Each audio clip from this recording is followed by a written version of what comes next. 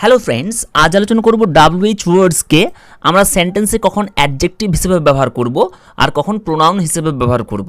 তো আমি একটা সেন্টেন্স নিয়েছি, দেখো, দিস ইজ মাই পেন, এটা আমার কলম বা এটা হয় আমার কলম। এখন এই সেন্টেন্সটাকে যদি প্রশ্নবোধক করতে চাই তখন আমরা বি ভার্বটা জাস্ট সেন্টেন্সের আগে ব্যবহার করে দেবো, সেটা প্রশ্নবোধক হয়ে যাবে। কিন্তু সেন্টেন্সটাকে যদি WH ওয়ার্ড দিয়ে প্রশ্নবোধক করতে চাই তখন কিন্তু দুইভাবে আমরা সেটা করতে পারি। দেখো, আমি একটা WH ওয়ার্ড নিয়েছি, হুইচ। এই হুইচ দিয়ে দিস ইজ মাই পেন এই সেন্টেন্সটাকে প্রশ্নবোধক করব। দুইভাবে কিন্তু এটা করা যায়, কিন্তু বাংলাতে এর অর্থ কিন্তু একই থাকবে। দেখো, হুইচ ইজ ইয়োর পেন, তোমার কোন কলমটি, আর হুইচ পেন ইজ ইয়োর্স, তোমার কোন কলমটি বা তোমার হয় কোন কলমটি, দুটোর বাংলা অর্থ কিন্তু একই। কিন্তু প্রথম সেন্টেন্সে দেখো হুইচের পর একটা ভার্ব ব্যবহার করা হয়েছে, এখানে বি ভার্ব রয়েছে, বি ভার্ব ব্যবহার করা হয়েছে। আর এখানে হুইচের পর দেখো একটা নাউন ব্যবহার করা হয়েছে, পেন ব্যবহার করা হয়েছে, একটা নাউন। তো প্রথম সেন্টেন্সে হুইচের পর যখন ভার্ব থাকবে তখন এই হুইচটা হয়ে যাবে প্রোনাউন। আর দ্বিতীয় সেন্টেন্সে দেখো যে হুইচের পর একটা নাউন রয়েছে, তখন এই হুইচটা সেন্টেন্সে হয়ে যাবে একটা অ্যাডজেক্টিভ।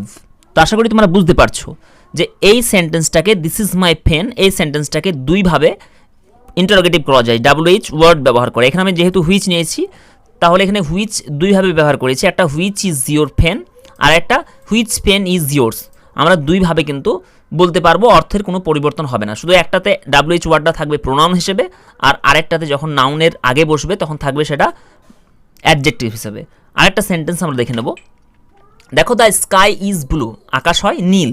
এই সেন্টেন্সটাকে প্রশ্নবোধক করতে গেলে এই যে বি ভার্ব রয়েছে এটা সেন্টেন্সের আগে ব্যবহার করে দেবো, ইজ দ্য স্কাই ব্লু, আকাশটি কি নীল। এখন এটা কিন্তু WH ওয়ার্ড দিয়ে সেন্টেন্সটাকে আমরা প্রশ্নবোধক করব। আমি WH ওয়ার্ড হোয়াট নিয়েছি, তাহলে দেখো আকাশের রং কি বলা হয়েছে, ব্লু। এখন যখন হোয়াট দিয়ে প্রশ্ন করব তখন কিন্তু ব্লু ব্যবহার করতে পারবো না, উত্তরটা কিন্তু আমরা রাখতে পারবো না সেন্টেন্সে। তখন WH ওয়ার্ড এইভাবে আমরা ব্যবহার করব একটা সেন্টেন্সে, what colour is the sky, আকাশের কি রং বা আকাশের কি রং জিজ্ঞাসা করা হচ্ছে কাউকে, আকাশের কি রং। আর আরেকটা হচ্ছে what is the colour of the sky, এটাও কিন্তু বাংলার একই অর্থ, আকাশের কি রং। তো প্রথম সেন্টেন্সে দেখো হোয়াটের পর কালার একটা নাউন, কমন নাউন, তো এটা হোয়াটটা এখানে অ্যাডজেক্টিভ। আর এই সেন্টেন্সে হোয়াটের পর দেখো একটা ভার্ব ব্যবহৃত হয়েছে, বি ভার্ব, তো এখানে হোয়াটটা হচ্ছে প্রোনাউন। জাস্ট এটাই পার্থক্য, একটা সেন্টেন্সে অ্যাডজেক্টিভ আর আরেকটা সেন্টেন্সে হোয়াটটা প্রোনাউন। আর এদের অর্থের কিন্তু কোনো পার্থক্য নেই, তুমি কিন্তু দুইভাবে কিন্তু বলতে পারো।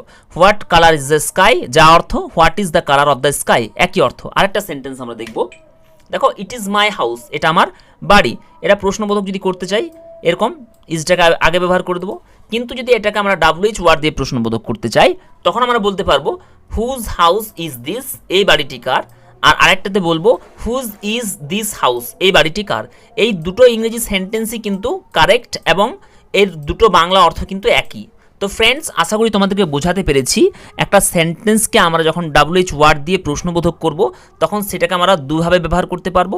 একটা সেন্টেন্সে সেটা প্রোনাউন হিসেবে থাকবে, একটা সেন্টেন্সে সেটা অ্যাডজেক্টিভ হিসেবে থাকবে, এবং দুটোর অর্থের মধ্যে কোনো পার্থক্য থাকবে না। তো এভাবে আমরা WH ওয়ার্ডগুলিকে ব্যবহার করে প্রশ্নবোধক সেন্টেন্স তৈরি করতে পারি। তো ভিডিওটা যদি তোমাদের ভালো লেগে থাকে অবশ্যই চ্যানেলটা সাবস্ক্রাইব করে দেবে এবং একটা লাইক দিতে ভুলবে না। Thank you for watching the video.